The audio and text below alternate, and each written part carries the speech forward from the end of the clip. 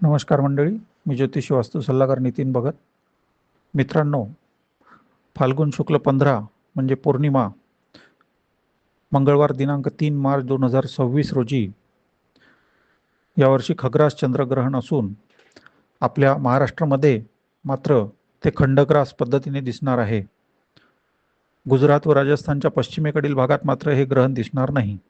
आपल्या महाराष्ट्रात व विदर्भात मात्र हे ग्रहण खंडग्रास पद्धतीने दिसणार आहे.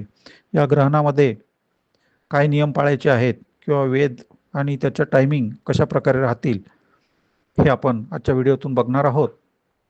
या ग्रहणाचे वेद मंगळवारी दिनांक 3 मार्च 2026 रोजी सकाळी सूर्योदयापासून सुरू जरी होत असले तरी आबालवृद्ध, रोगी व्यक्ती व गर्भवती स्त्रियांनी मात्र सकाळी 11 वाजल्यापासून वेद पाळले तरी चालतील.